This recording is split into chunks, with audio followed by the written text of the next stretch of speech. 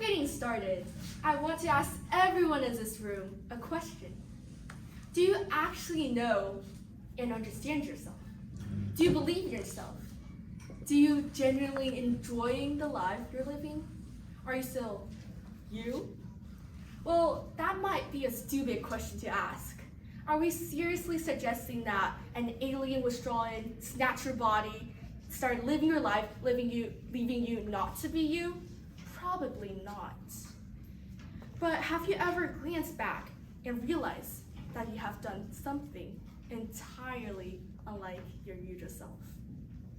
Of course, it's impossible to connect these thoughts, meaning your life events, when you have just done it.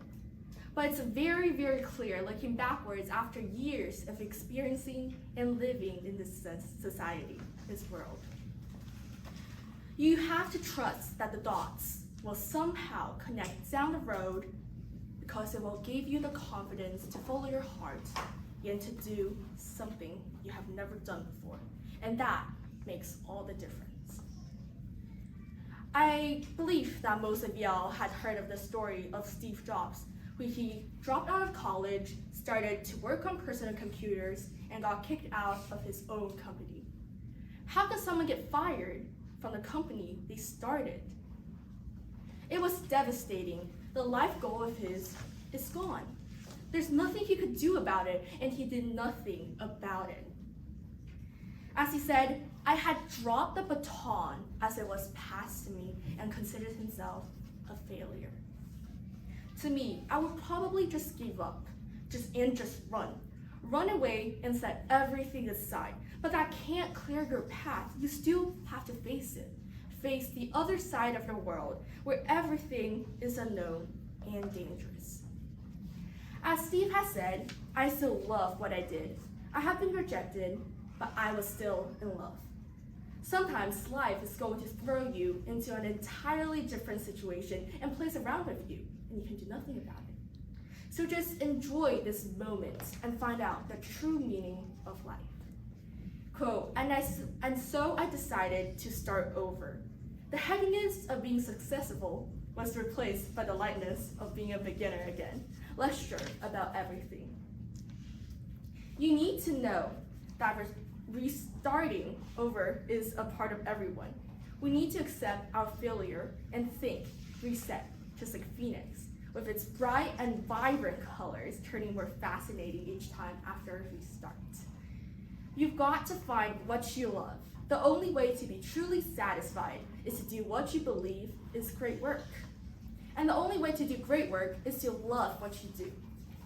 If you haven't found it yet, keep looking and don't settle. Always remember, stay hungry, stay foolish. Thank you.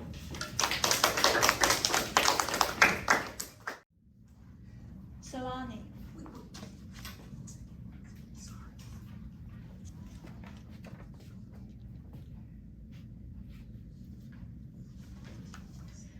Ladies and gentlemen, the speech that Vida delivered was spectacular. It had a very important message we all need to take away to live our lives in a better and more happy way. Something we can all learn from Vida's speech was her use of figurative language. The use of some similes and metaphors have made her speech so more powerful and take it so much more seriously, which it needs to be taken because it's such an important message. It has such an important message.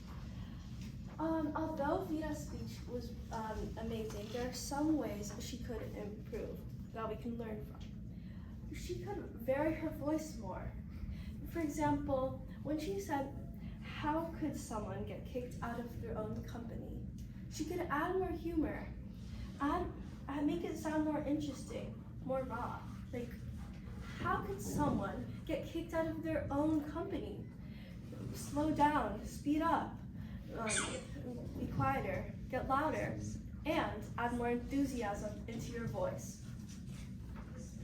Vida, something you also could think of is, how did you connect with Steve? What prompted you to write this? And how has learning about his story impacted your life? What was the realization that you made to stay hungry and stay foolish? You need to, I think that this, learning about Steve's story has impacted the whole world for you, your life and your experiences. Going through, you could see the world with a new light.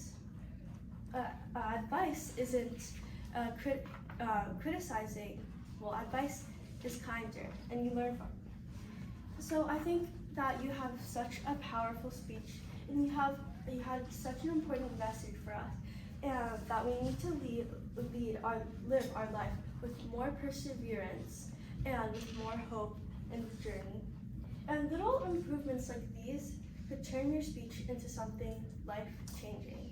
Thank you so much. Fiona.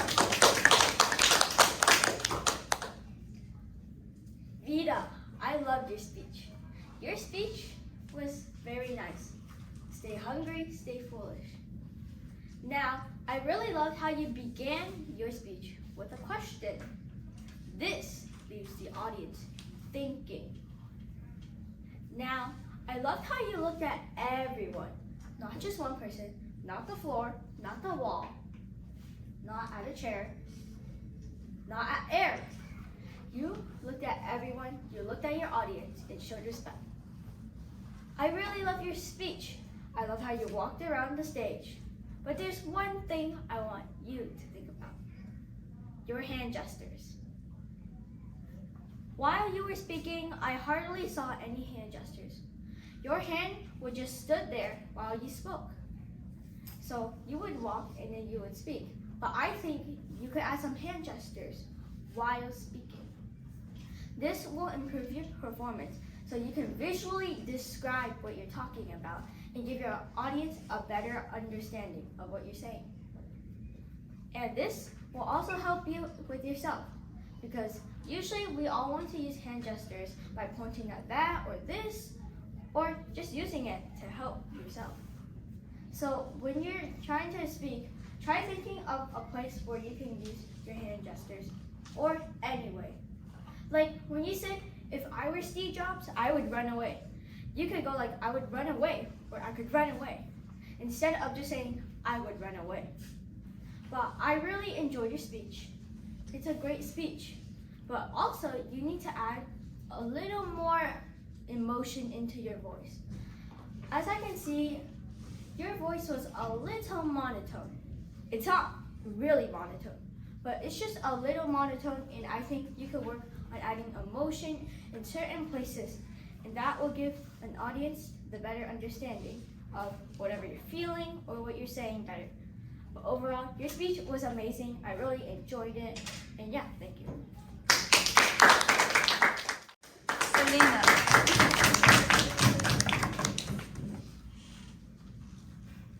I'd like to start off by saying congratulations, Vita. You did incredibly well. She did such a great job. Compared to last week, her presentation was a lot better. She improved a lot over the week. She seems more prepared and more confident. She did stutter a bit, but she did recover really quickly, which I think is a really good sign of a really professional speaker.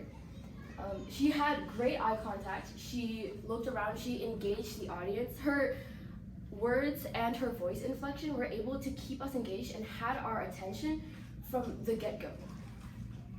And she had great transitions. She was able to organize her speech in such a way where she grabbed our attention, and then we wanted to listen to what she had to say. She took us, with her transition, she was able to use her great voice inflection to take us from the highest point of her speech, from the content-rich point of her speech, all the way down to the nitty-gritty little details of the core message in which she was trying to convey to us. The message that she was trying to convey was very relevant to what we as young people are experiencing throughout our lives. And overall, I think it was an incredible speech and you had a great message. However, there are some things that I think you could work on to definitely be and grow to be a better speaker. And that includes taking up the space that is given to you. You are given this entire space. You are given a stage. It is your time to shine.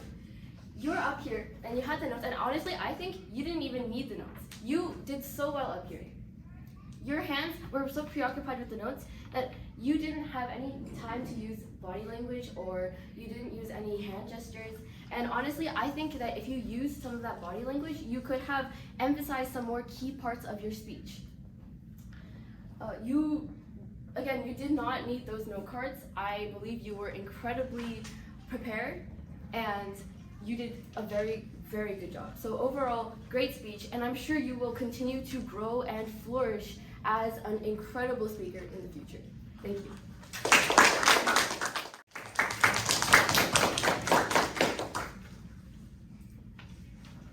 Rita, that was an amazing speech. I liked four things about you. First, you had a loud voice.